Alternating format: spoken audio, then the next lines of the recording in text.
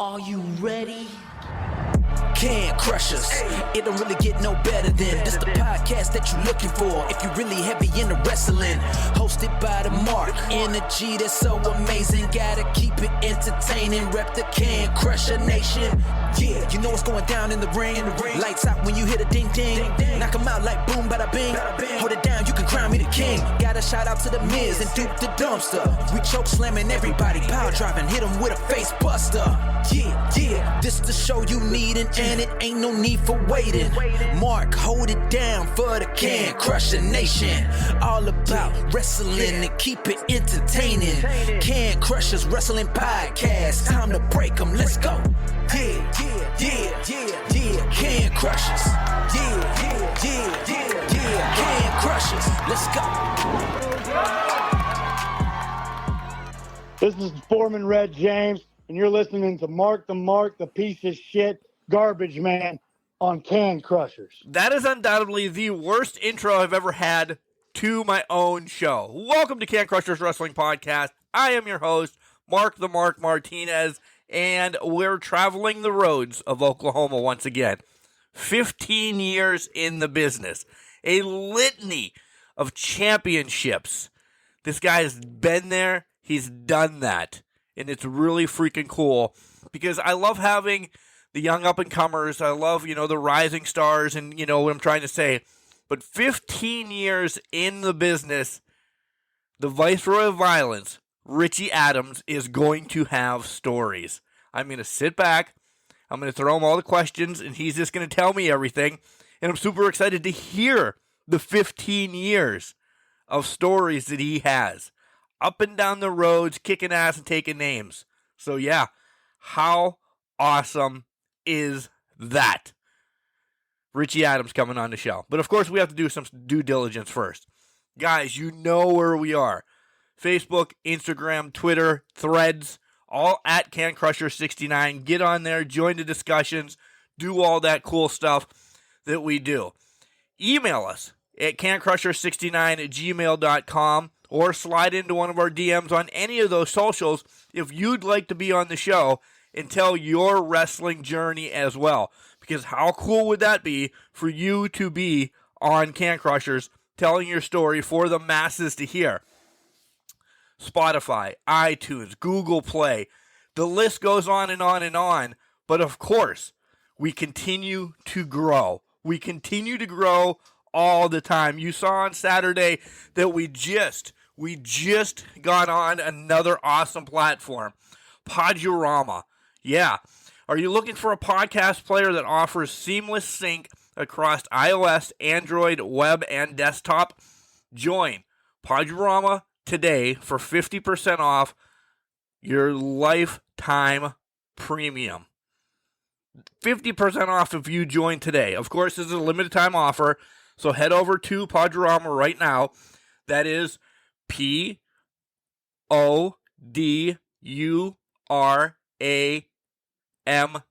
Podurama, okay? New system out there that you guys will love. We're linked to Busted Open. We're linked to Jericho. We're linked to Stone Cold. We're linked to JR. Cornette. The list goes on and on. We are now linked to them. So this is a seamless platform. It just continues from wherever you go. Boom, boom, boom. Picks up and just continues. So make sure you check out Podurama because that's really awesome. You heard it on Saturday. You hear it again today. Yeah.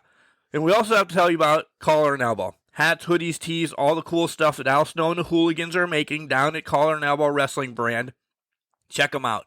Buy some merch because we have a promo code that's going to save 10% off your order. It's Can Crushers. Capital C and Can, capital C and Crushers, all one word, and you're good to go. You'll save 10% off of everything that you buy. All right, Al's going to tell you more. Al Snow, that is. He's going to tell you more about Collar and Elbow right now. Calling in is the Viceroy of Violence, Richie Adams. Guys, I'm so excited. 15 years in the business. I can't wait for these stories. Wrestling. A love and a passion we all share. I've started a wrestling brand, the wrestling brand. A brand founded on the aspects of wrestling. Two entities working together to create a product that connect emotionally for people everywhere. Collar and Elbow is the brand. Passion and love for wrestling is the drive. I am Al Snow, and this is Collar and Elbow, the wrestling brand.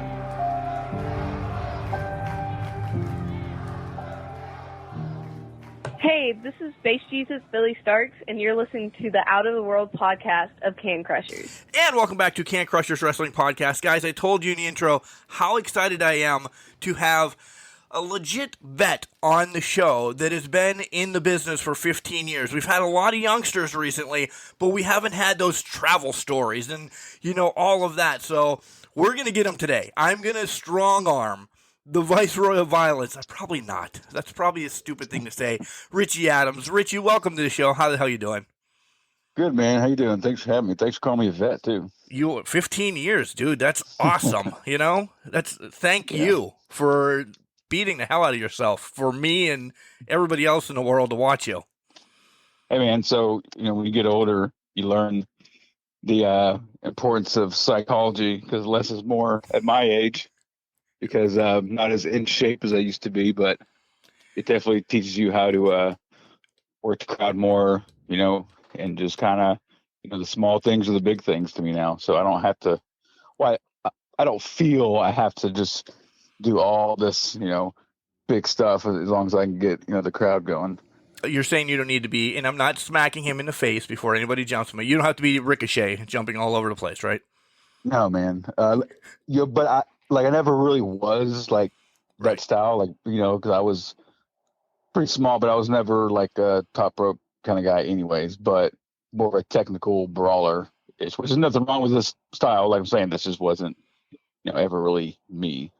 I have normally, when we get to the question, I normally have 3 people. I only have 2 for you today because I think I pinpointed it really good, but I'm not there yet. So we'll hold on because I have a comparison I always do. But 2, and I feel really good. And now that you said something, and I'll leave it at that, I'm like, yeah, I might have this guy. I might have him. So let's do the whole rewind because I love starting when you're the little, Viceroy of Violence. Mm-hmm. And who introduced you to wrestling? Mom, Dad, Uncle Joe, Aunt Sally? Because these are great stories within themselves. Yeah, so never forget, I knew of wrestling, and it's I kind of knew of your typical wrestlers that everyone knows, like Hulk Hogan, Ultimate Warrior, Ric Flair. But my dad was watching it one time, and I was like, "Oh, is that the Ultimate Warrior?" He's like, "No, that's Texas Tornado," because he had the tassels, right, and the hair. But I was like, "Okay," and then I was just glued ever since. And then so I'd be like, "Hey, can we watch wrestling?" He's like, "What's going on today?" He didn't really watch it. He just happened to stop on it one day for a little bit, and I was probably 5 years old, and from then I was just hooked. I would watch Primetime. That's what it was used to be back in our day. Yeah, let's throw that out there. Back in our day, it was. So Monday nights, right after Murder, She Wrote, yep, I would have to watch the god awful last 2 minutes of that show, which I'm not hating on it. Back then it was, I didn't know what the hell it was. It was a CSI back then. Yeah, it was a big CSI type of thing. But it's I'd wait for that to end and get so excited, so pumped. You remember the days where you would actually be excited for wrestling to come on, and that's what I remember. So every Mondays, or whichever days it was on, watch Primetime, and then you'd have to watch the first minute of MacGyver, hoping that that's going to go off the air and more wrestling would come on, but it wouldn't happen. Were you able to watch the show? Because I'm going to throw myself under the bus. My mom and dad were sticklers on time. They'd give me the first hour of prime time, and then I had to go to bed.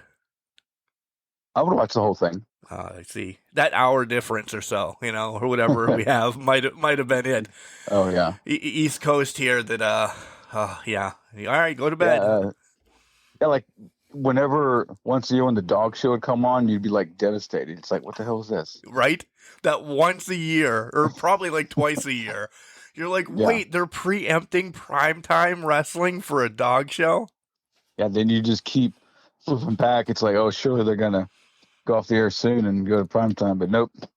Yeah. Get that damn dog show. And then I remember the nights I would stay with my grandma.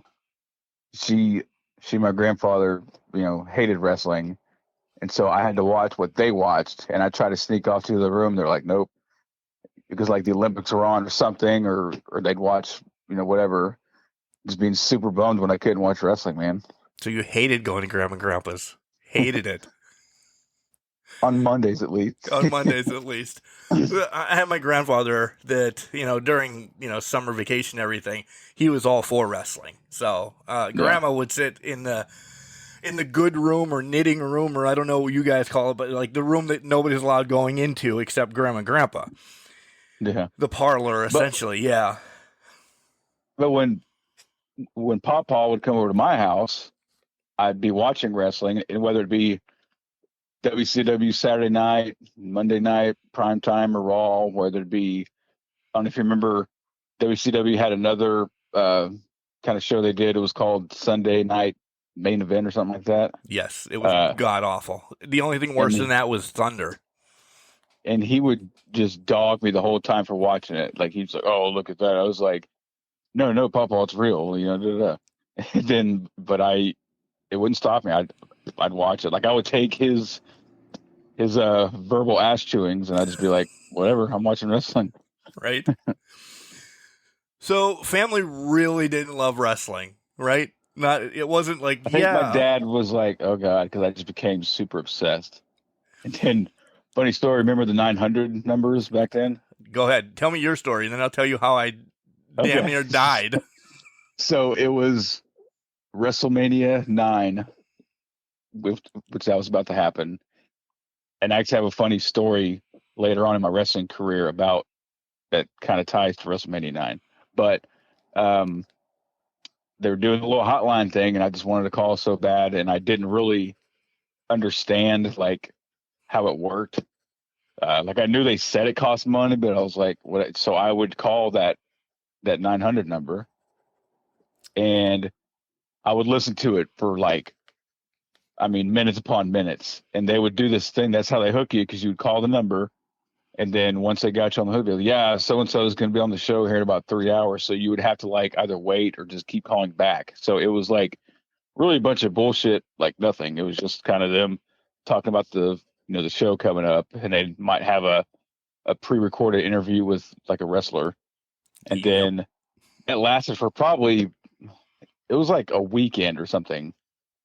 And then like 2 weeks later, I get home and my dad's looking at the calendar. He's got like his freaking like checkbooks and like in his hand, and he's like, "You've been calling the 900 numbers," and I just immediately like broke down, and he just was like, "Don't ever call those numbers." Like, I didn't really get in trouble because he's like, "Well, you like you didn't know any better." I was like, I don't know, 7 years old or something. How much was your bill?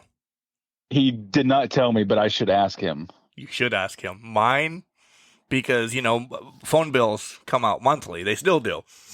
Well, yeah. I discovered it because both WWF at the time and NWA had them. Well, every time they were on, I'd call. And every time, Richie, every time. Because I was the idiot, call back in 3 hours when Dusty Rhodes is on. And he would oh, this is the American Dream. And then that's all you would hear. Yeah. This number's burned into my head. 565.66. They beat me to death. Not really. But if they could have killed me, they would have killed me. Yeah, 1-900-909-9900 was one of them. Yep. Yep. That was the worst summer of my life. The worst. I mean, I've broken bones in summers and everything. That was my healthiest summer, but the worst summer of my life.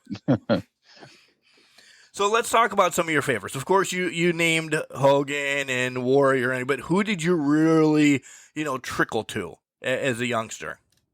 So when I first started, obviously it's like, yeah, Ultimate Warrior, Hogan. But honestly, like I remember back even liking the heels back then. That's probably why I've been a heel like most of my career. But like Jake the Snake, terrified of snakes, terrified of reptiles. I absolutely cannot stand reptiles, but just even like looking at his style of working back then, Rick Rude was one of my favorites, man. I think, when people asked me back then, like Rick Rude is like probably at the top of my list. Mr. Perfect, like DDP eventually in WCW. Yeah, but I think like Rick Rude, Jake the Snake, those were like my favorites back then when I used to watch that. I agree with you. I liked all the fan favorites as well, but there was always something about Arn Anderson for me in the NWA era. Like he was that guy, and I'm like, oh man, this is so. Which then trickled into liking the Horsemen as well, and I forgot about the faces in wrestling. Right. So let's talk. Go ahead. Because it's funny because like I wasn't like a fan of his, but there's something, which is why I probably eventually love the European style. That's like my favorite shit right there. So it's like back then just being mesmerized by watching Regal. Like Regal wasn't really like a yay, go Regal, but it's like just watching him work is such like unorthodox, like unique style. Like back then, you know what I'm saying? It's like you're just kind of like looking at him like, what is that? So I'd say Regal was a big part of my childhood too. Like just like kind of like I'm like watching him.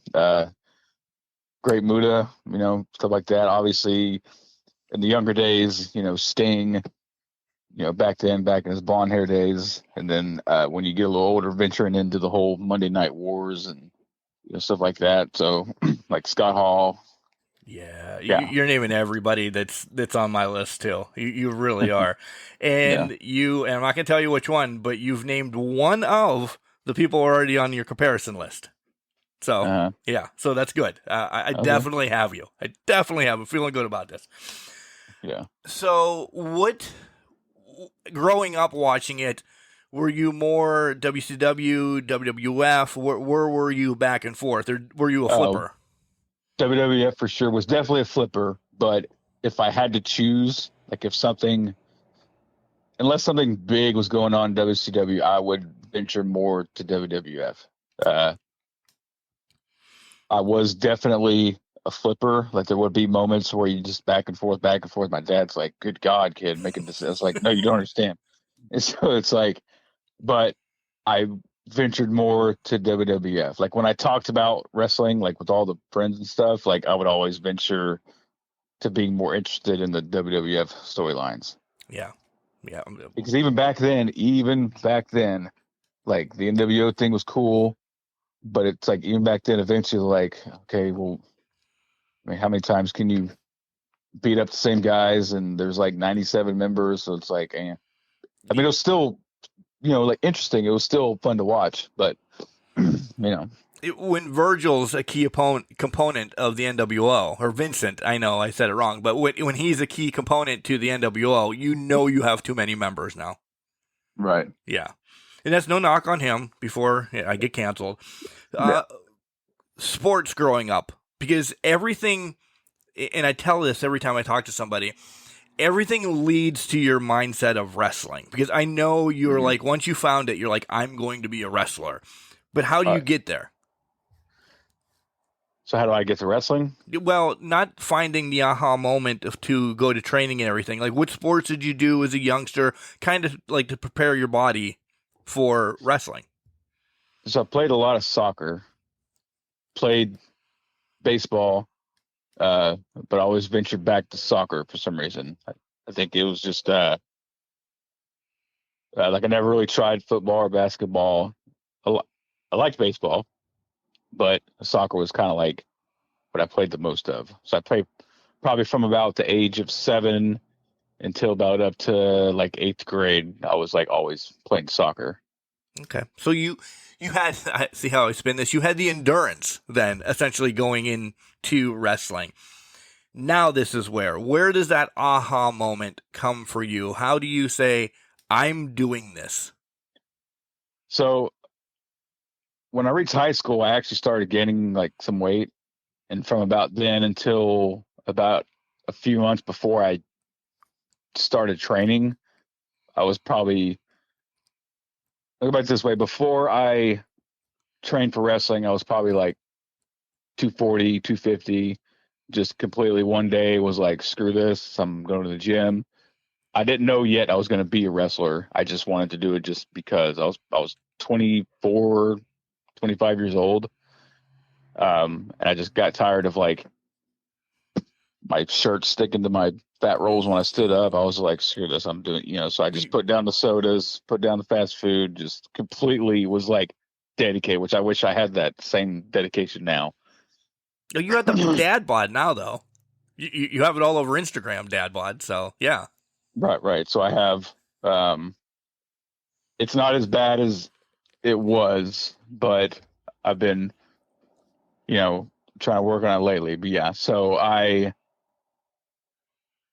probably about 30 pounds into losing, like I really thought, I was like, man, I actually want to do this, because I would look up the OPW website, the Oklahoma Pro Wrestling website, and because I actually said I was so interested in becoming a wrestler, I was like, man, I really think I want to do this, but I couldn't find a school. And so as I was like working out in the gym, I talked to someone who said, hey, so and so said, what's up? I was like, oh, what's he doing? He's like, he's wrestling. I was like, tell him to call me. Please tell him to call me. And he called me. Like, it was a guy I knew in high school, and he said, come here Saturday, talk to the guy, and I went to the show. My first ever like indie show, well, besides like OPW, but I went there to the church, talked to the guy, and I started training, and that was it. I was 25 years old, debuted when I was 26. Great. So now talk about training, because this is where you have the mindset. I can do this. After blow up day, which is normally number one day or anything, or even a week down the line, did you have those thoughts? Oh, this is tough. Yeah. You never understand how not only physically demanding it is, but mentally too. It obviously takes a toll on you physically, but it took a toll on me more probably mentally, just because of the first days of bumping. You're like, I fucking can't do. Sorry. No, like, I told you this. It's not like, PG. Yeah. It was such a, because some people just have they say, do this, fall backwards, you're fine. Like, some people have that natural ability just to do it. But for me, it took a few weeks to get used to the bumping thing. But the very first day was outside of the ring, didn't even step foot in the ring until like week 2. I was doing tie-ups and arm holds outside on the ring for like 2 hours the first like 2 or 3 days. I was like, I'm getting in the ring. My buddy that got me into the business, luckily I had someone that was like there for me, and he's like, don't ask to get in the ring, just when they get you in is when they get you in. So he's like, don't be like, oh, I want to learn how to do a moonsault this night. He's like, just do what they tell you to do. I was like, okay.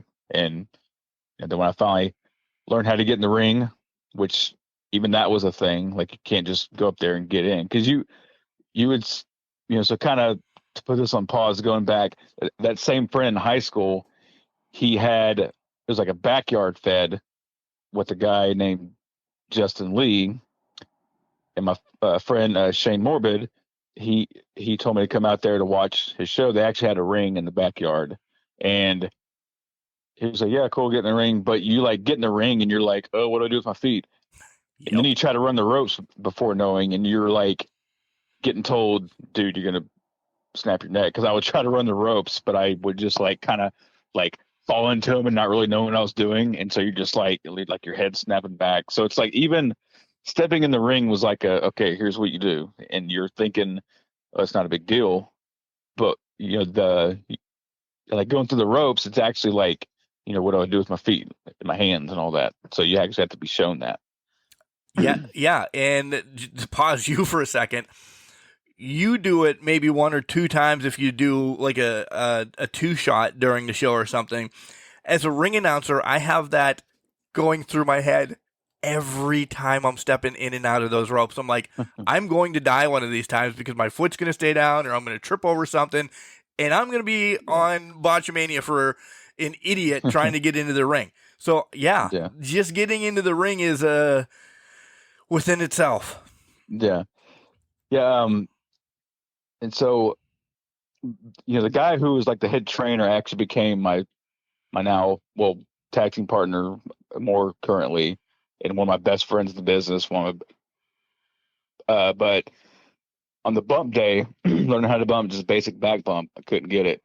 And guys were trying to like find different ways, because it's like, it's the most unnatural thing that you can do.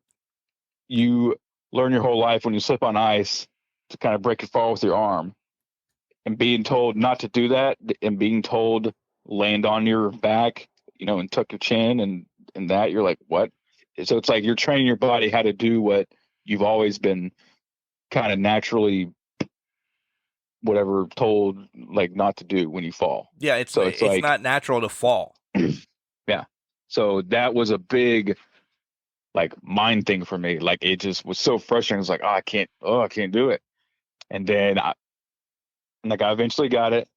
And then when it came to high back bump day, that was probably the most brutal day physically and mentally. Like actually going home and just like sitting there in the dark, like, fuck it, I can't do it. Screw it, I'm done. Because it's like jumping in the air and laying on your back now, you're like, what? Like my body won't let me do it. So I actually had a couple of times where I'd jump in the air and I'd still put my arm down, and they're like, God dang it, stop. I'm like, I fucking can't help it. But I've seen so many people train for wrestling 2 weeks later, never see him again. Like I've seen more people come to training, pay money weekly, and then they, they're done. Like it's just such a, there was like maybe a few of us that like stuck around, like the rest of them you never saw again, ever. Yeah. In 15 years, in these 15 years now, how often do you still go to, and I'm going to say it, you can slap me through the phone if you want to, how often do you still go to, air quotes, practice?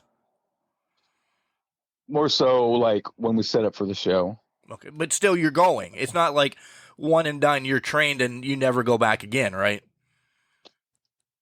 No, it just kind of depends on what like setups you have. Like, yeah, when I started working, like maybe I wasn't as like intensely like train, which I was still training because we had the setup. We had the ring at the venue.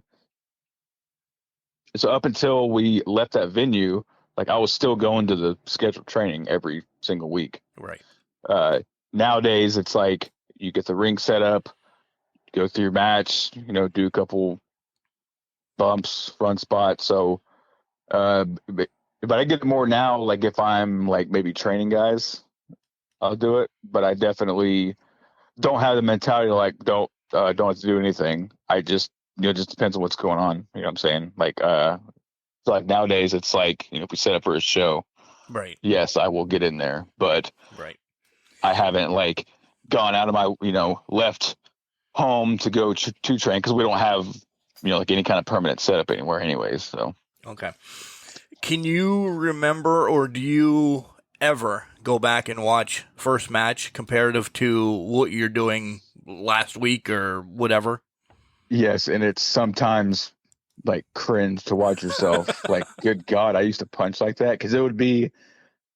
I had this weird thing where I look back and my punches they remind me a lot of like Scott Hall's. Like I kind of had that step, like that kind of like that Rock and Scott Hall style of punching. Yep. But it just looks weird because I do not do that. Like I don't even punch anymore because I transferred over to Euros, and it's like that's all I do is Euros, maybe some forearms. But it's kind of like the way I moved, the way my hands dangled when I walked, and I had to fix that because it looked like really fucking stupid for some reason. So I had to like kind of force myself to change how I walk because you just watch yourself. It's like, what am I doing? But it was a thing then. Like 15 years. Yeah. Well, it's part of learning, but that was 15 years ago. Rock, Scott Hall, they were all, you emulated them. Now if you see people are like, what the hell are they doing? Yeah. So people around me know like how much of an Orton mark I was. So because I definitely went into business, I was like, whatever. I love Randy Orton, and he was probably, So you asked me like, what was the thing? I was like, he was just as like his attitude alone was probably one of the things I was like, I want to go be a giant shit heel. Like that's what I want to be, because he was such a, in 2006 was probably like his best year, I think. Like from 03 to 09 was like the best Randy Orton. Like anything other than that, it's like, and like I'll still like watch some stuff, but it's like from the evolution and then on to like 2009 were like his best like years, I think. Yeah, when he's punting people in the head, I agree. Right. That was like a big thing. So I actually, when people watch him work, it's like obvious I was like an Orton fan, but like I try to do a mix between him and like some of the European style. But it's like sometimes my body would naturally venture to different things, like I said, like the Scott Hall punch and stuff. But a lot of, like Orton was a big thing. Like I said, it's known now. Like I still get shit for like, oh, you Orton Mark. It's like whatever. Like we all have somebody that we marked out to that we said, oh, that's why I want to be a wrestler. So we all have those. So and no one really wakes up and not watches wrestling and not watches one guy and says, I'm going to be a pro wrestler, because it's such a unique thing to do. You don't just like wake up one day and say, oh, I wonder what this is about. Like you're going to be a super big fan of wrestling in order to want to be a wrestler. You know what I'm saying? Oh yeah. You once you discover it, I went all the way back into the 70s and watched that. And then since then I've just been engulfed in professional wrestling. I have a podcast and I have to watch like 40 hours of wrestling a week, along with having a family and a job. It's pretty tedious. You understand. Oh yeah. I'm glad you brought up all of those people, Randy and everything, because this is the question now. Who is Richie Adams? Okay, and you kind of answered it a little bit. Here are my two people. William Regal. As soon as I saw those uppercuts, that was instantly William Regal. Yeah. And the other one is, remember when Flip Gordon was doing like the mercenary? And that I kind of put you in like Flip's size. So those two, when I see you in the ring, the couple clips that I saw here and there, I saw William Regal and Flip Gordon. So when I say this, you're going to be like, oh, yeah, duh. So when I entered into wrestling, I had heard of like Ring of Honor and stuff like that, watched some, but it's like you said, when you enter in, you watch a lot more. So in about 2010, 2011, the first time I really started watching Nigel McGuinness, I was like, holy shit. Like he has such a unique style. Like if you watch, a lot of my chain wrestling is like mimicking him, but I try to put my own spin on it. So Nigel eventually became like kind of like the standard of what I wanted to do in the ring. Okay. So that was like probably, Orton starting, and then Nigel McGuinness being like who I watch, and it just kind of, there's just something about his style that just kind of like mesmerizes me. Yeah, I definitely see it now. I put Nigel, and this is horrible because once you go behind the desk, and I don't mean this towards Nigel, he's now behind the desk for me. I kind of forgot that he wrestled every once in a while. I do. Mm-hmm. And I don't mean every once in a while. I forget every once in a while. Because, I'll take Flip out, and I'll definitely throw Nigel in there as well. Still Regal, though. I'm still sticking with Regal. Nice. So, how far back, once you went in to the business, how far back did you do tape studies? Definitely a lot of 80s. So since I was always kind of more of a like work the crowd by your mannerisms, words, and like kind of certain moves, not like big flippity moves, but like working the crowd, like telling a story.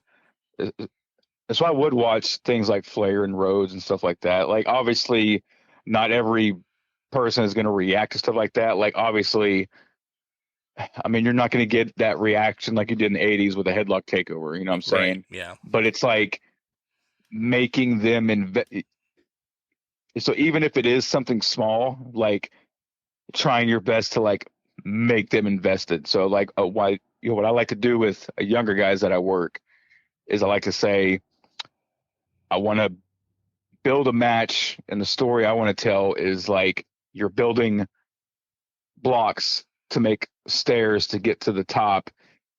And when you build a few of those blocks, I'm going to kick them down and you got to start all over. That's kind of the story I like to tell. So we work, boom, boom, going back and forth. He gets me, building the stair, boom, I kick it down. Now he has to start over. He builds the blocks, boom, boom. Oh, he's about to do his top rope move. I'll cut him off, chop him down. And so doing that kind of that old school stuff for me is like, is it. So it's your move when you get to your finisher or you tried it, it means more later on. So instead of doing it, it's like you're going to try to do it. I'm going to chop you down. And then once you get to it, it becomes a bigger deal. Like that's what it means to me is, Yeah, storytelling is the most important thing for you, right? It's not the move. It's not the move set. You're very storytelling person, which I think is the best thing in professional wrestling, because you can throw in some of those moves in the story and it makes sense. But if the whole match is, and again, I'm going to shit on Ricochet because he's just the person I always shit on.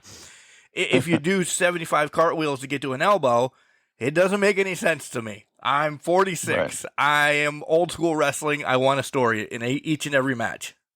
Right. Because now, like, obviously, a Hogan leg drop isn't going to get anywhere. Not at all. But even back in 2013, when Rock came back, when he went over on CM Punk for the title, like, I was really surprised. Like, I was shocked when, I don't want to say Punk let him, but they agreed, the elbow is going to be the finisher, because he did all his thing, put him down, then he did his people's elbow, which I get. That's what made him back then. But nowadays, it's just not as, like, it's a gimmick move now. Believable as a move. So I was, like, shocked that the people's elbow was what he went over on, like, at the Rumble in, like, 2013, whatever it was, when he went over on Punk. Yeah. If you could revert back to the 80s and be in a territory, where do you see yourself? Because I already have one for you. I would definitely, so how I work now, I would definitely be more of a, like, WCW, kind of like Southern wrestling, more of a guy. Georgia Championship. You fit in there with Flair and Telly and all. Yeah. So yeah, I definitely see you, Georgia. Yeah. All right. Let's take a hot second away from wrestling and then find out, Richie Adams outside of the ring, because listen, you post stuff on Instagram, which has killed me over the last couple of days doing a little bit of research. Talk to me about the foodie. Talk to me about that you're excited to dad bod. What else do you do on like days off?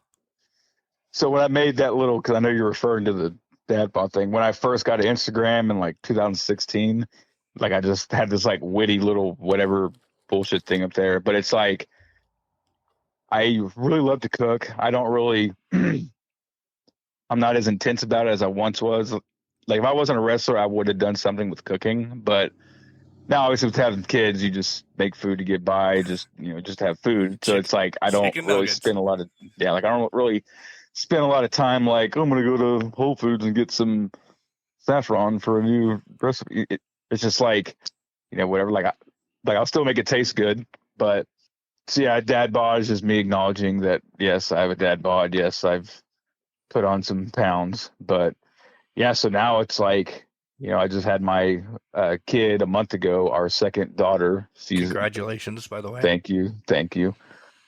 So, like the foodie thing, like I don't really post much about food. That's probably take that off. But I love seafood. So if you notice, there's like a bunch of crabs next to it. I do. I figured, where the hell is he getting crabs in Oklahoma?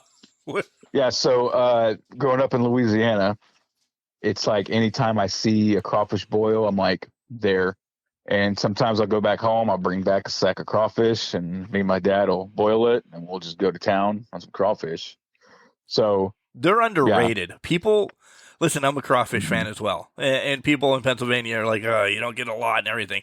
They're underrated. You know, give me lobster, give me crab. I'm all for it as well. And I'm a huge, huge scallop fan. Like, I think that's like my favorite. But crawfish, underrated. So I'm not dogging you, but the northern, I know they have lobsters and a lot of seafood up there, but that's where, I'm sorry, that's where flavor goes to die with seafood, because it's just like not much flavor. Because I went up there to New Hampshire, there's a place called the Lobster House. And we went up there for a visit, and it's like good fresh seafood, but it's like, really, like salt and pepper is all you're giving me? Because I'm used to. We get butter too. South. We get butter too. Come butter, on. Okay, you get a little butter, but it's like down south, you're getting these big giant flavors. Like, it's not just spicy. People correlate Cajun with just spicy. No, it's not spicy. It's, flavor. Trust me, spicy, but it's not all just strictly spice. We go to the beach every year, and I'm saying like Myrtle Beach or down south, because there's no beaches up here. There's woods. If you ever want to come hunting or go into the woods, come on up. But yeah, I'm talking like I am in heaven when I go down south and get that, and it's probably still not what you're getting. I completely agree. I haven't had like real jambalaya or real like a real pot yet, so I'm jealous. Yeah, I mean, my dad just made a giant pot of gumbo not too long ago, and I will chow down on that damn gumbo for days if I could. And it's like he went to a crawfish boil, and he brought me back 2 giant pans, and I ate all of them in one setting. Like I said, you rarely get crawfish here, and if you do, it's stupid expensive. So I just like to get what I can. So I will absolutely tear up some crawfish and some crab legs and all that good stuff. I forgot to ask. See, I told you I'm a gnat. I forgot to ask this. What happens, or how does the family take it when you're like, hey, I'm getting into professional wrestling, by the way? Because we've been talking about Dad a lot, and I want to know his thoughts. I actually didn't tell him right away. Because I thought... Chicken shit? I thought he was going to... He kind of laughed at it, like... really, because I had told him like a year prior when I was really looking, I was like, oh, I'm gonna be wrestling. He was like, okay, whatever. Then I was like, no, really. He's like, you're gonna put your body through, you hurt yourself. So I was like, oh shit, here we go. So I found the school finally when I talked to my buddy from high school, and I had told him, because I actually did one day during training, like one of the refs didn't show up, so they were like, hey, can you ref? I was like, I don't know. He's like, do you watch wrestling? I was like, yeah. Okay, you're good. So I ref the show. So I told him, I was like, hey, I went with my buddy. They asked me to referee. So I just kind of left it at that, just to see his reaction to me being around wrestling. Then when I finally was getting close to debuting, I was like, all right, I've been training for wrestling. And he was just kind of like, he kind of like chuckled, but it was like, well, you're going to do what you're going to do. So I can't stop you. So I was like, okay. So he went, but he went to my first show. He was very excited. He was very proud of me. I was pretty emotional when he told me, that he was proud of me for sticking to it. And, even though he worries, him and my mom worry, but they were always proud of me for giving it my all, I guess you can say. So seeing them in the crowd, taking pictures and telling all their friends about, oh yeah, my son's a wrestler. Like, that was pretty cool, pretty emotional moment. Now biggest fans, they're helping you make merch and all of that now, right? Right. It's so I took a hiatus in April. I had my last match for a little bit, just to take a little dad break, take some time off, and it was against my best friend Dutch Hagen, who was my tag team partner for London Calling, and my wife actually surprised me, and she brought our oldest daughter. So that was, stuff like that. You just, those are dad moments. Yes, it did make me tear up. Yeah. Like, it made me tear up because my mom and dad, I knew were coming. I knew one of my wife's friends and her kids were coming. So it's like my mom sent me a picture of my wife and my daughter saying, I'm like, what are you doing? And then I saw the background. I'm like, oh, you got to be shitting me. And so I just went out there, told him to come over by the door, and I just gave him a giant hug. And it was, the small moments like that, you just, them taking the time to come to that match, that was really important to me, which just means the world. Agree. Well, when I took a little bit of a break from ring announcing too, and then I traveled out from my safety net to go someplace, and I told my wife I was going. It's 4 hours away, and as a professional wrestler, there's a call time to be there earlier. To do stuff. Well, I walk out from behind the curtain, and there they are. They have talked to other people in the promotion. My wife and son are there, and it's just, I'm getting the chills right now. So I completely understand what you mean. I'm like, oh man, this is awesome. They didn't have to travel 4 hours to come and watch me just spit people's names all over a microphone, but they did, and it gives you that shot of adrenaline in case anything happened that night. You're like, I'm fine. I got my support system. Dad moments is what I call this part of the podcast, and it means a lot to me. So yeah. So my daughter has only been to probably maybe 3 or 4 of my shows, and she's 7 now, and she didn't really like get it. Like, she's kind of like, why is Daddy yelling, kind of thing. So it's like, my wife would be like, what do you want us to come? I was like, no, like, I'm not gonna force y'all to go. Like I said, like if there was like big matches, like maybe winning a title, I might ask like, hey, if the day makes sense, go and come. But it's like my daughter was kind of like, it was really loud. She was just like, what is this? But this last time she went, like I said, just hearing her, come on, Dad, being it was all just in. Like, oh my God, yeah. So just seeing her at the guardrail, just saying, come on, Daddy. So I actually had a moment, like it was kind of funny looking back, but I was like getting worked. I was down, and I actually like reached for her, and you hear people in the crowd like, oh my God. I was just like, I just felt it. I was like, I'm going to do it. So I just kind of, looked at her. I just kind of put my hand up and just like reached for it. And I told Dutch, I was like, all right, take me.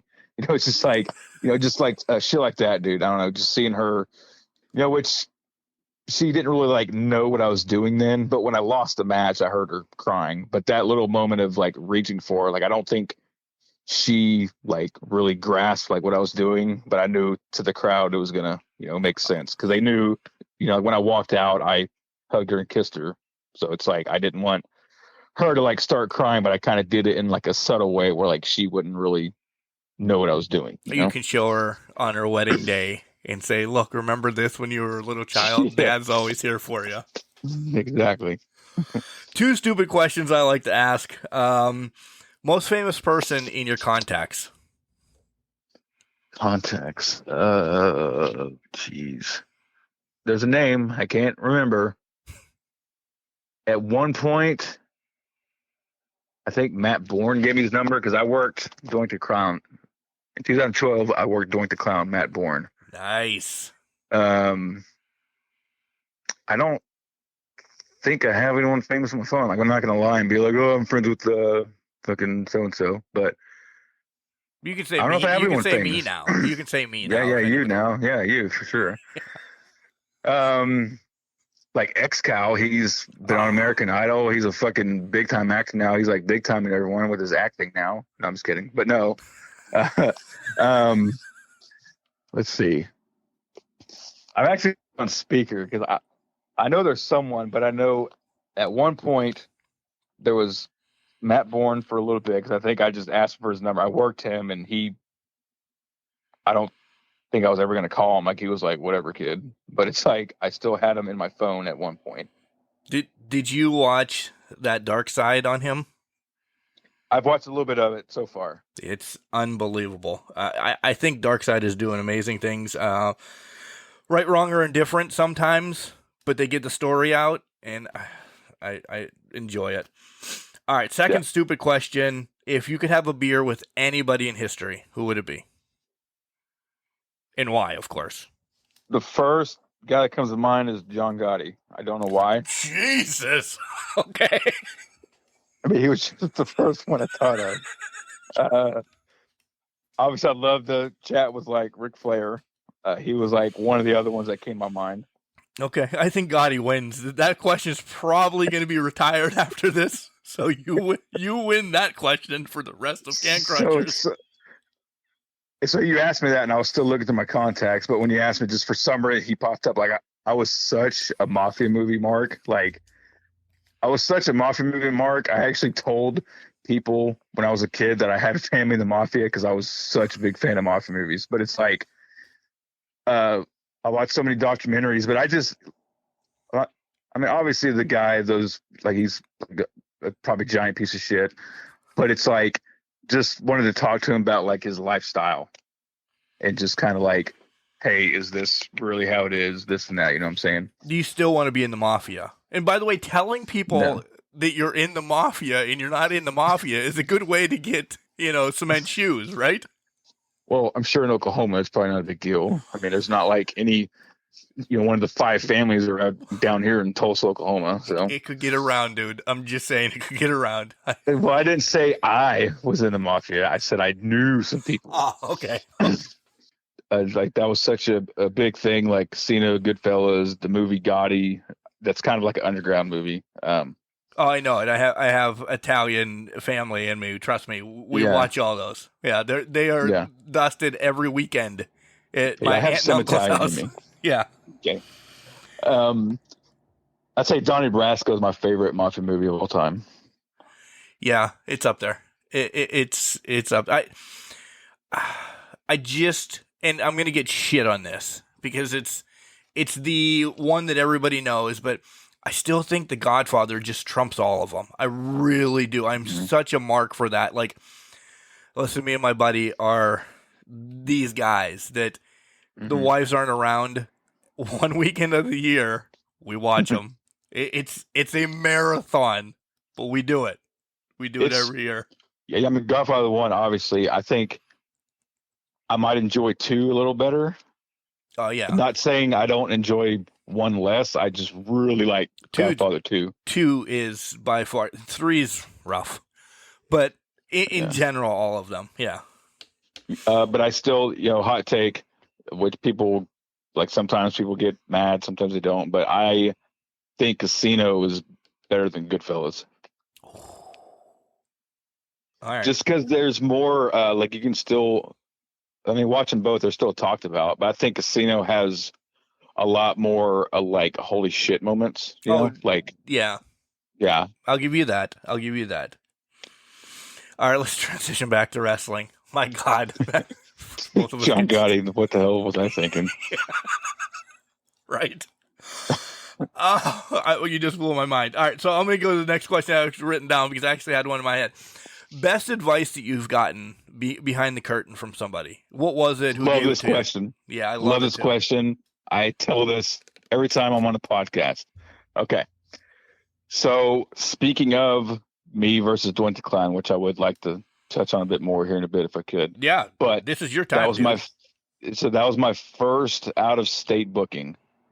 I had been working in Oklahoma, a couple feds in Oklahoma, and Dexter Hardaway, he eventually kind of took me under his wing for a little bit.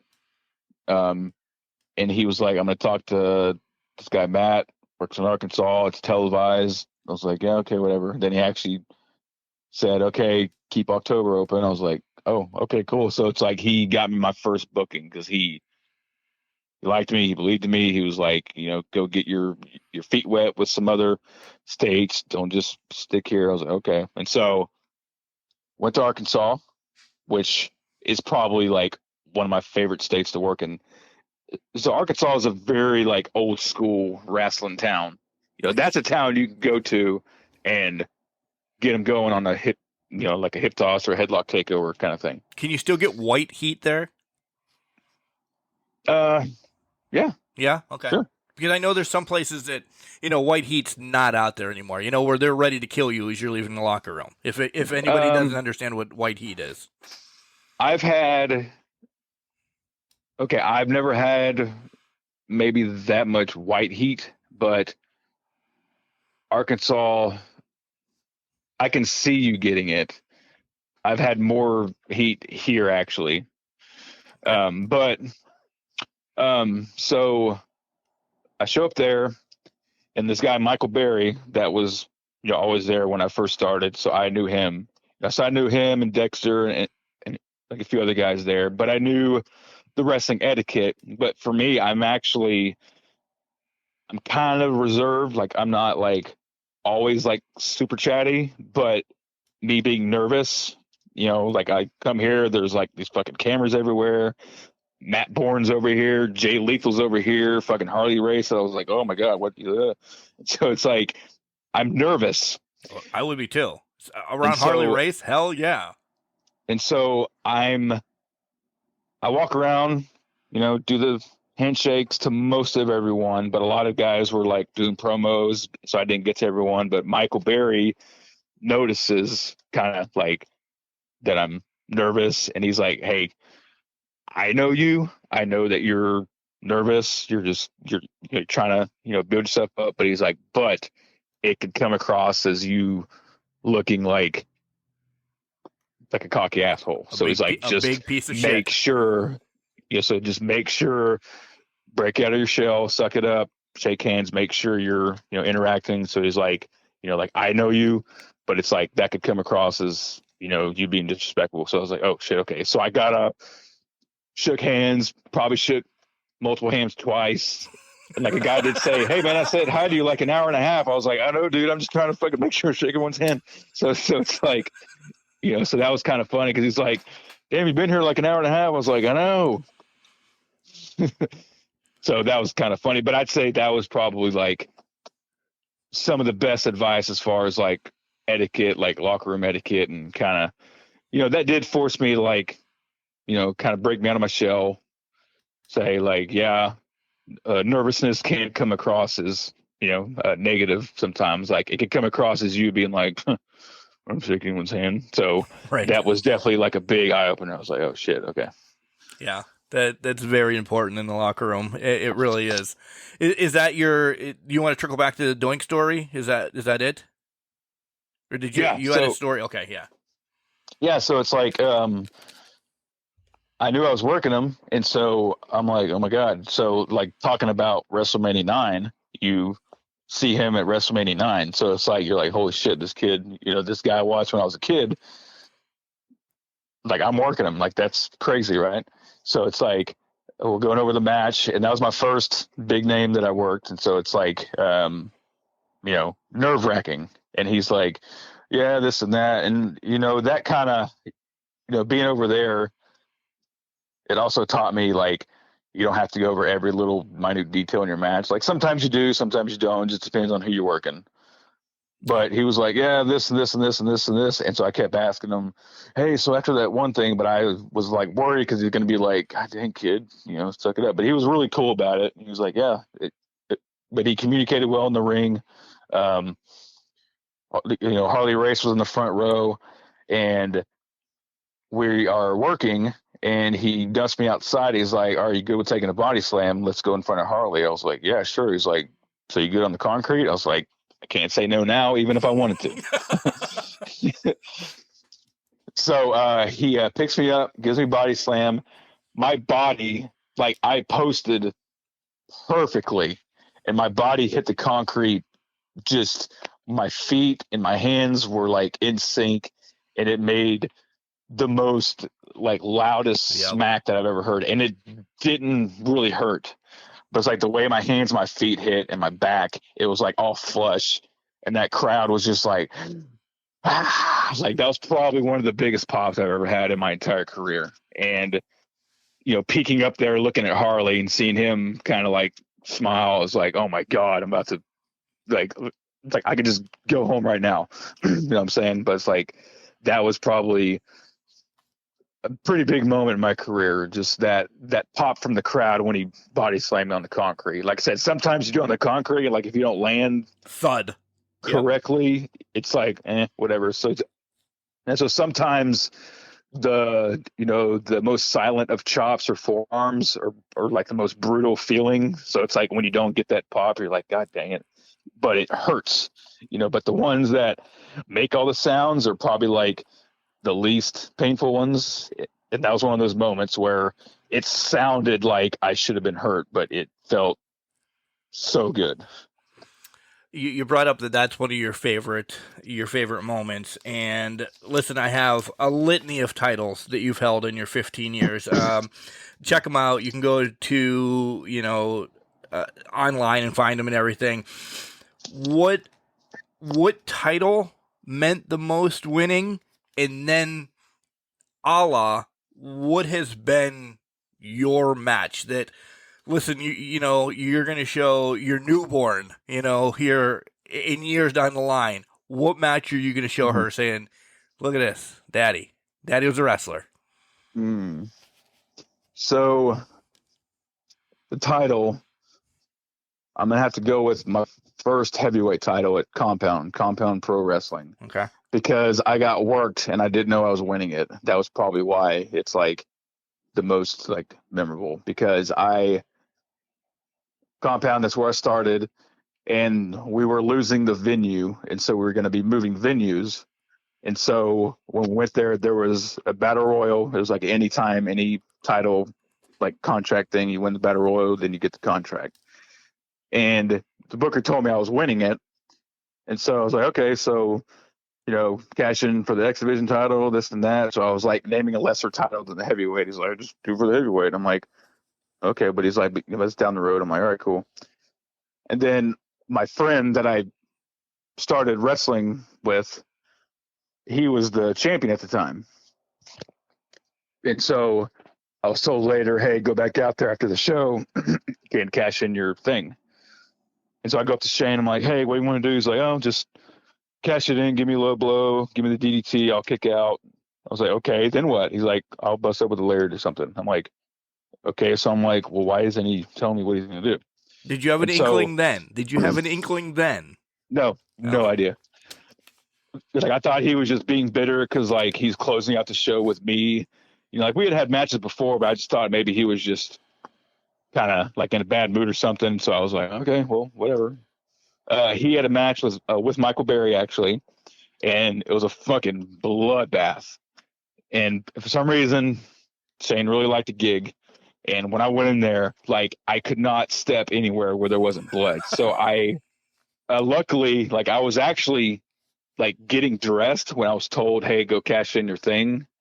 And so like I had my sneakers on and these like bullshit tearaway pants. Yes, and like the no Adidas shirt. ones. Yeah, these weren't Adidas.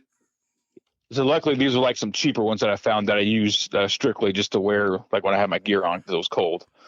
And I had like elbow pads on for some reason. I think I tried to get dressed because I decided, that was it. Like I decided later on, I was like, no, I should get dressed in my gear because I was going to go out in street clothes. So I was like trying to get dressed, but I had elbow pads, no shirt, tearaways, and sneakers. So I was like, why the fuck was I wearing elbow pads if I didn't have anything else on? So it's like, create a wrestler on WWE 2K. Yeah. Sorry. Yeah. I mean, I was like, I couldn't make up my mind what I was going to do. So anyways, I go in there, I'm like trying to step over. So I'm like, fuck it, I'm going to touch it anyways. So it's like, there's so much blood. Then I get the cue to come out there and I give him a low blow, turns around. And back then my finisher was always like the Impaler DDT, like the one where you hook him and you jump. Yep. Boom, the DDT. And so I gave him that. And you can actually see, I'll send a clip of it to you if I can find it. But I pin him, and I'm thinking he's going to kick out. And so it goes 1, 2, and a hair before he gets to 3, you can see me like almost get ready to, like go with the kick out. Right. But I didn't like get up. Like I didn't like get up myself, but you can see me like Flinch. looking to, Flinch at least, yeah. Okay, then he goes to 3, and I'm just kind of like, what the hell? And then I look at Shane. He's like, still laying there with his eyes closed. And I look up at the booker, and he kind of, gives me a little smirk thing. So I was like, oh shit, they worked me. And that, so luckily, I think what was cool about it was that room, like it was a small, like little church venue, but it was like standing room only because it was so jam packed because it was the last show. So it was like, the crowd didn't expect it. It was, boos and cheers. So like a lot of my friends were there. So I was like, heel, but like half the people really hated me and half of them like loved me. So it was just kind of like, I'm getting like flipped off, like people were like cussing at me, and then the others you had your Cena moment then. Kind of, yeah. Yeah. So that was probably, one of my biggest title things, just because it was like my first big title, and it was just kind of like, they went over on me, but it was funny because I mentioned like a few guys, but I remember holding the title and like no one really knew, and I didn't really acknowledge it, but I walked outside with the title. My buddy Sam Stackhouse, that's, we started together. My buddy Sam Stackhouse, that's the guy that we started together.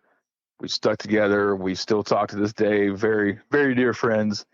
And he was like, yeah, buddy, like he was excited. And you hear these other guys that have been there forever look over and they're like, what the fuck? And I'm just like, sorry. Like I wasn't like an asshole. I was just like, what do you want me to do? Give it back? Be like, oh, sorry, I don't want this. So it's like, a lot of people were like, oh, just because you were friends with Shane, this and that. But I mean, what are you gonna do?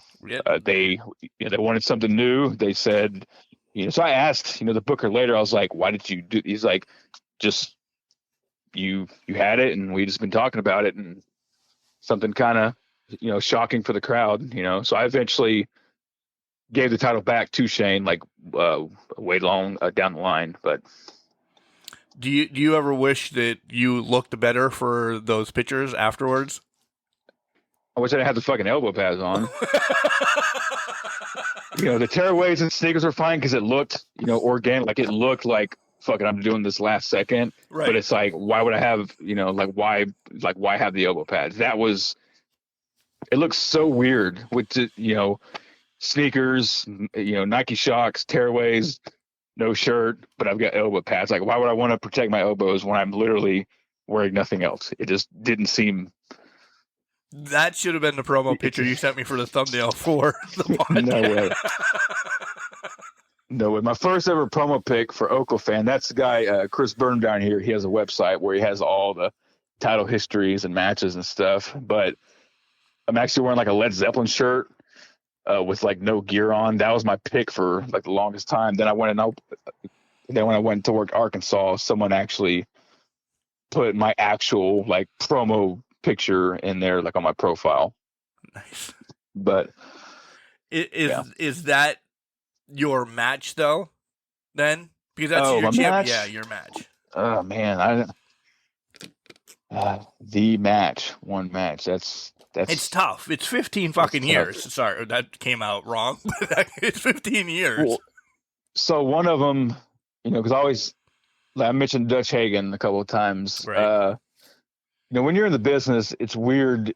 Like you actually go a lot harder on people that that you're friends with. Like I'm talking like you lay it into each other. Like you're a lot more physical. You're more intense. It's almost a shoot fight. Let's throw it out there. Yeah. So we had a match and we were going to continue with a storyline. And that's actually where I injured my shoulder, was during that match. And I was out for a year because of it. And so that match I feel was really good, really solid. We were 15 minutes in, and then we got to the spot where we're trading European uppercuts. We're just trading back and forth. And maybe I was kind of gassed. My body was a little, not going to say limp, but my Euro was a little like limp going in. So I didn't really like flex my arm, but just the way I hit him, it was a freak accident. I hit him in his chest and I just felt this crack go through my shoulder up to my head. I'm like, what the fuck was that? And my arm just like goes like limp. And I remember that was the night I was going to debut the Nigel McGuinness rebound lariat thing, when he goes in the ropes and he goes backwards and he puts his body through the ropes and he hops back in for the lariat, I was like, should I do it? So there was like the split second where I hit him with the Euro and you can see me like crouch down, hold my shoulder. Then he hits me. And I actually like take a couple steps back and I paused thinking, should I still do it? I was like, fuck it, I'll just do it. Like I'm already hurt. And so I did back and I did the rope thing and I hit him with a lariat. I've done that move several times, but that was probably the best looking one I've ever done. And the way I threw my arm at him, so I don't know if it injured it more. I don't think it did. Like, I think it was like, fuck, like my arm was like done for. So I just went ahead and did it. And we still did the same finish where it was going to be like, the ref stops it because we didn't, like, I break up the fight. Yeah. So it still ended the same way, but we just didn't continue the story. And so that was one of my matches. I feel like I can go back and be like, here's, one of my favorite matches. More recently, when I talked about the storytelling with the building, the blocks, with a guy named Cappuccino Jones down here, it was like a, 8-minute match. It wasn't any like big story, but I feel really good because sometimes you have your off days when you just can't get your stamina there. You're like the slightest thing will put you out of breath, but this was like a really good day. And that was probably more recently one of my favorite matches was with him.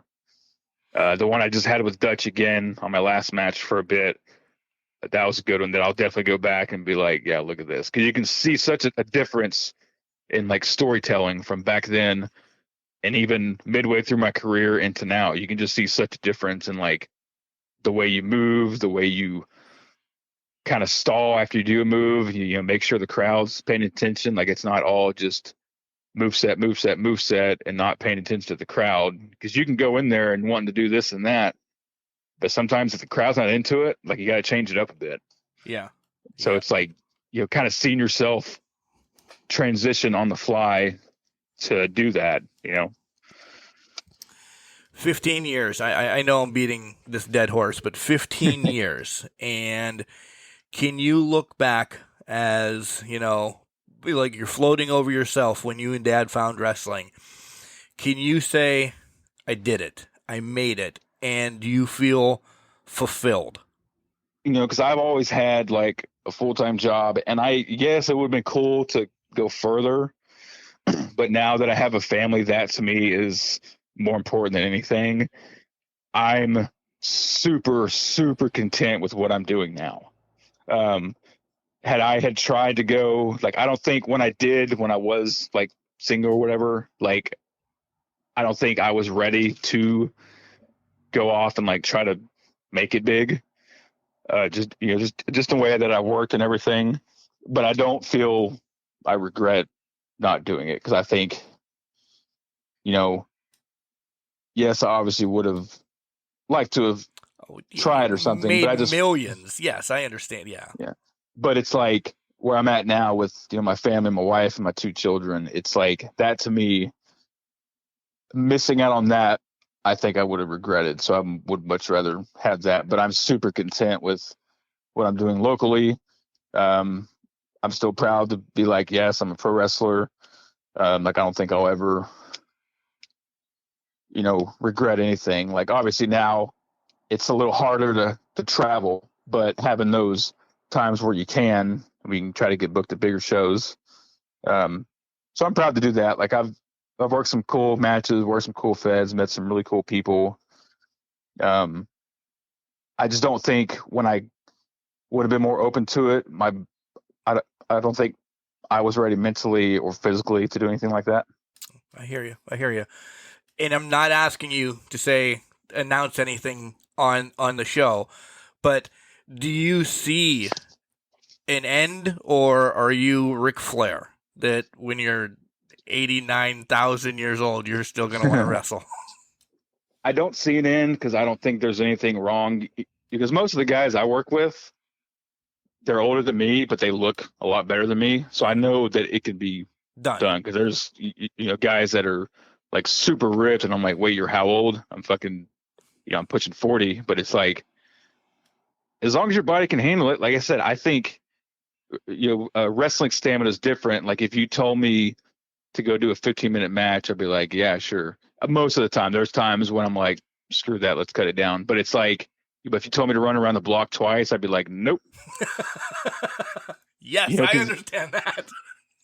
Yeah, but I can't run around the block twice. Like I said, I can't run for shit. But wrestling, maybe it's, something you love to do. So it's, different mindset. But it's like, I think I can be able to go for a while. I don't want to be the old guy out there, like super, super old. But I think how I still feel and look. Like, I don't think there's any reason to have it end. Like, I know a lot of guys do that, and it's completely fine, but I'm more of a guy, if I announce I'm going to do, oh, this is my last match ever, like, it's going to fuck with my head too much. And it's going to be just another case of me retiring, then me coming back a few months later. Like, I don't want to be that guy that retires 17 times, because I've seen it so many times and it's annoying. So I feel like if I ever say I'm done, I have to be done. Or at the very least, kind of make it like, okay, I'm out, but not saying last match ever. Like, I don't think I could ever really say that. Right. Because it means like so much to me. And I think. Oh, it's a sickness, dude. Yeah, like it would play with my head too much, and I would be like super dependent. You know, because I was injured. Like, when you're forced to not wrestle, people be surprised. Like, injuries, like especially if you do something like this or you play sports, like it messes with your head mentally, and you don't realize it until your loved one is like, "Okay, I know you're hurt, but you're not here," and you're like, "Wait, what?" And so you kind of like have to snap out of it, because it could take such a toll on you mentally. Like, because not be able to go to the gym, and I'm right-handed and have it on my right shoulder, not being able to cook, chop vegetables, not being able to do like all this stuff. So it's like you eventually get told like you've literally been just this black hole of nothing for like the past month. Yeah, I'm like, God dang, I'm sorry. Then you have to like kind of kick yourself out, you know? So it's like, yeah, it's a part of your routine, essentially. Yeah. You break your routine, you're like, oh, I don't know what to do. Yeah, at least me. All right. So wrestling's not like my life. No, but it's your life. I do it once or twice a month, but it's, having that escape, like losing that doesn't sound appealing to me yet. Like, so I'm okay with being like whatever weekend warrior, but even though it's like once or twice a month, I feel that's good for me because it gives me an opportunity to miss it, and it's not like all the time, so it's not putting a damper on my family. So like, why not just continue that as long as I can? Agreed. This is the hardest question you'll get on the show. Okay. Wrestling has changed in your career, essentially, from 15 when you started, but there's still some dirtiness in wrestling here and there, and you know everything I'm talking about. If you could change one thing about wrestling to make it appeasable, at least sometimes, for everyone, what would it be? I think I kind of wish I was in an era where maybe the storytelling and maybe at times where giving a headlock takeover popped the crowd.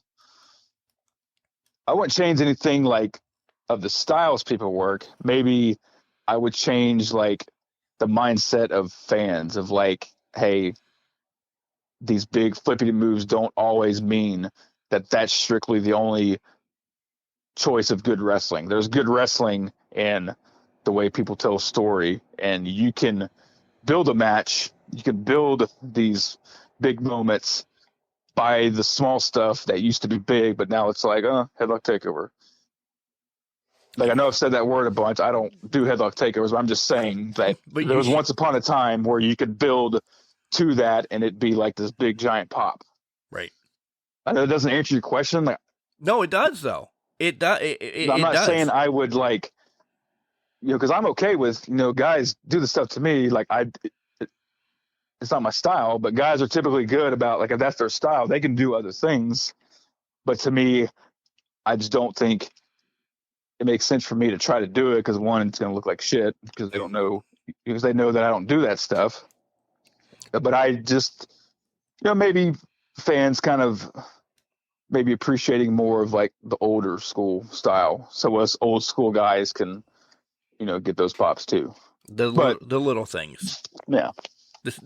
Listen, we've essentially been on this line of storytelling the whole podcast, and that's where we both are in our wrestling love and career and everything, that sometimes there's just no stories in matches. And that's what I wish too, that there was, every match should have somewhat of a story. It doesn't sometimes. In the headlock takeover, if that's what we're going to beat to a dead horse, that used to be pretty freaking awesome. Yeah. But at the same time, I can watch Kenny Omega and Okada Yeah, I and agree. be like, oh my God. But realistically, I'm never going to do that. But it's cool to see it. But like I mentioned, X-Kyle, that's one of the guys, big flip guy. But I've had some matches with him where I've used that to my advantage. And like I mentioned, he does like the shooting star, maybe cut him off with a cutter or something. But it's like, there's ways to make it work. But even, him, like he like appreciates the old school style. And it's like, that mixed together can, be good things, but I can watch him, guys like Luke Langley down here, like just phenomenal workers. There's nothing wrong with that. I'm just saying that for me, kind of not that kind of physical. I wish we had more of a old school crowd, I guess, is what I'm trying to say. No, I get it. How much you brought Kenny and Okada into this? So, how much wrestling do you watch of today's eras? Do you sit down and watch Raw, SmackDown, AEW, No. Impact, and none of it? I have not watched a weekly show in God knows how long. I watch pay-per-views. So I watch WWE pay-per-views. That's about the only time I will actually be like, okay, I'm going to put this on the phone while we eat dinner, while we watching our show. I'll have it on mute and I'll be watching it. So it's like, I don't sit down to watch Raw or SmackDown, not because I don't want to. There's just so much damn wrestling on right now. So it's like, what do you really like? Dude, I'm telling it's you, like it's what, a job. 5 or 10 hours per week if you really want to watch it all. You got that it's more and than that. AEW, which I haven't watched a full episode of AEW since it probably started. But I watch like YouTube clips. Like I catch my storylines through like YouTube clips. Like, oh, Seth Rollins in his storyline with this guy, this and that. So that's how I catch like the up-to-date stuff in like a kind of a basic way, but I don't know fully of what's all going on. But do you still revert back and watch some old stuff every once in a while though too? Yeah, dude. So sometimes I'll get on a kick like right now. We have a baby, so I'll get like a couple hours per night. Me and my wife, we take shifts sleeping. So if the baby is asleep next to me, what I've been doing is I've been watching the Royal Rumbles in order. That's amazing. I've done that for a while. I love that's my favorite stipulation match, essentially, if you want to call it a stipulation. I love the Royal Rumble. Yeah. So those, and I remember the Survivor Series, I used to like that. But if you really think about it, one of my favorite pay-per-views is Survivor Series 03. Because besides the 2014 with the Authority and Sting coming back, besides that, 2003, that was the last time one of those matches meant something with the Stone Cold versus Bischoff. And if Stone Cold loses, he's gone. Yep. Like, that was like the last time a Survivor Series match meant something besides the Authority leaving. But I feel like those three kind of took the cake on that. So I watched that pay-per-view quite a bit. On days when I nap, like, because I am like an avid napper. Yeah, but he woke up right before the podcast, by the way. I'm going to throw you under the barrel right before the podcast. But that's fine, dude. When you have a kid, when you discover naps, those are like the best. You're like, wait, what is this? Yeah. It's like the most comforting sleep, that 2 hours or whatever. But I'll put on sometimes like WCW Saturday Night because the voices are soothing.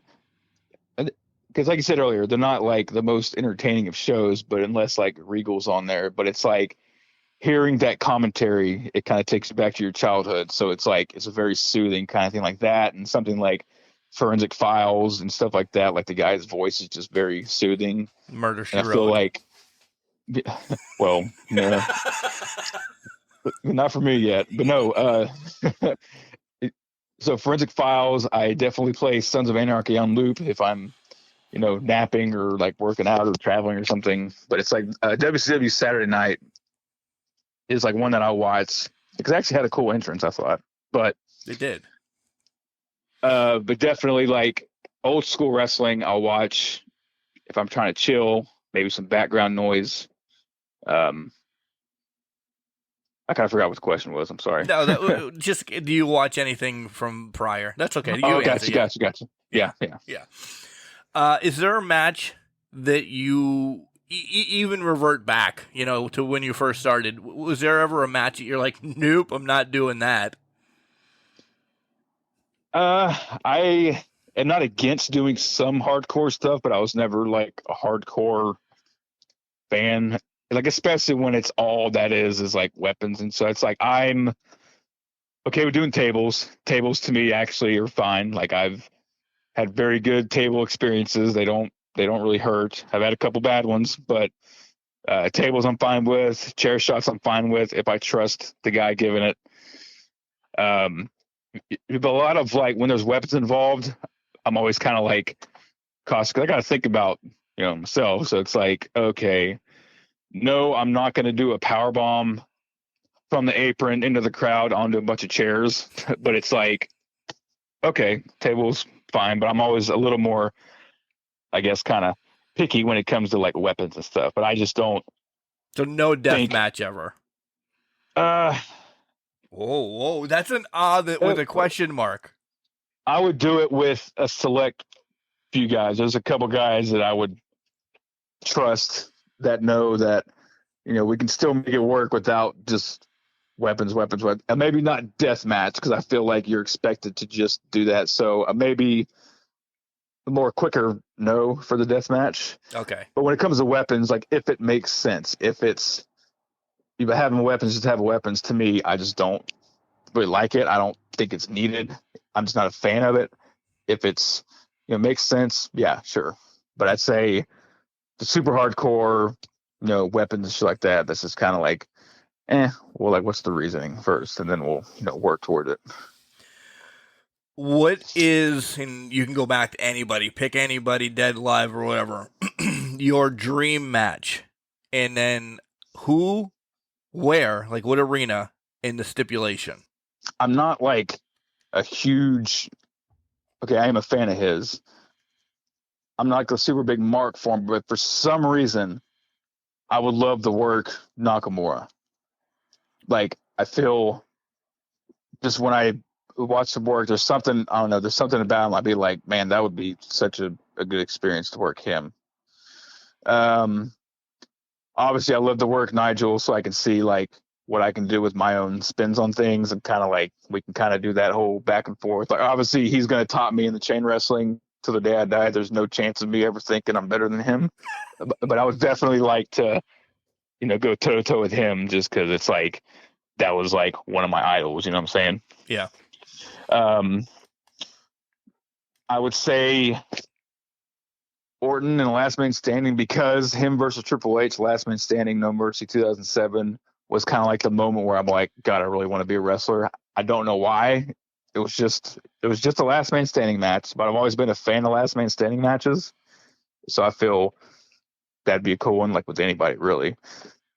Definitely Last Man Standing match with Rick Rude would be one of my dream matches. And do you have a arena that's close to your heart, or anything that you'd really? And don't say MSG, because everybody wants to fight at Madison Square Gardens, but No. You don't? Okay, dude. No. Well, no. I wasn't gonna say MSG, but I was gonna say the first thing that came to my mind was the Hammerstein Ballroom, right? I love that place. Yeah. I love that place. All right, a couple more, and then we'll let you go. I know I'm keeping you long, but maybe you don't have to watch your kid for a couple more minutes. I apologize if your wife is listening. Goals for the remaining part of 2023. So for 2023, I'd say, so even if I don't return to the ring in 2023, I want to get my body right as if I was, because I need to anyway. So I feel maybe take the dieting more serious, and working at, obviously with a newborn, it's a little harder, but I feel you can make it work. If you want it to work, you can. Because a classic, the typical guy that works out all the time will always say, oh, there's no excuses, but I can make it work. I just I have to want to get there. So I just have to have like no excuses, just do it. that's one of my goals is to get myself back in shape. So eventually when I do go back to the ring, I don't have to like, oh shit, it's crunch time. I gotta lose weight, work out, get strong, this and that. So it's like getting myself back in that mindset for more permanent, not just for wrestling, but for more permanently, consistently. Because I did it once before. Granted, I don't have the same metabolism as I did when I was in my 20s, but going from where I was in my early 20s to consistently for the next 12 years, like staying in shape, looking good, not eating like shit. I want to get back to the point where the smell of donuts in the office don't really faze me. Like I want to get back to that point. Touche. All right. Last tough question. And I know heel most of your life, essentially. We've pulled the curtain down here on you today to find out that you're an amazing human being within itself. So bad kudos for your kayfabe. But yeah. What do you tell a little kid? Because there's those asshole kids like me and you were when we were younger that like the heels better than the faces, that are still going to come up and say, hey, Richie, I want to get into professional wrestling. What do I do? Are we talking like young or kids that are old enough to wrestle? Let's say in between like 10 to 15. They're not able to get licensed yet or get into the business, and they're probably smart enough if you're like 16, 17, 18. But yeah, you're like 10, 15-ish.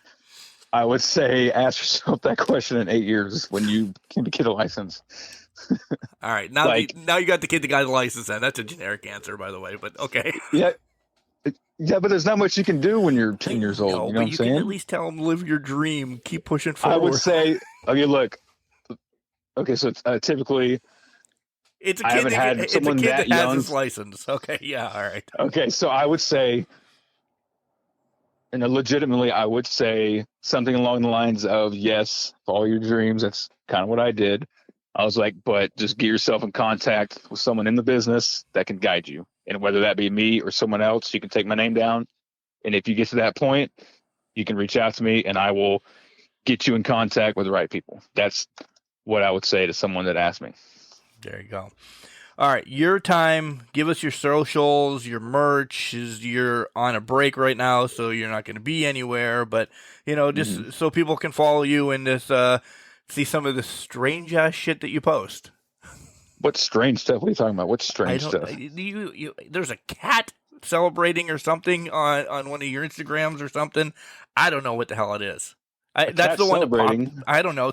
There's something with a cat. You're gonna make me get on Instagram right now. Do you have some type of cat? Yeah, you're gonna be there before me, for the love of God. But I swore there was a cat or something on your Instagram. Okay, first of all, my cat hoax, he was asleep, and I was letting the world know that he's here for us and he's sleeping. There you go. Yeah, there's random finds at the vintage at the antique store. There's a picture of me and Jimmy Hart with my daughter. I mean, that's not strange. No, that's not strange. That's not. No. Now you're making me the heel. There's two grasshoppers having sex. It looks like. I don't know why I put. There you go.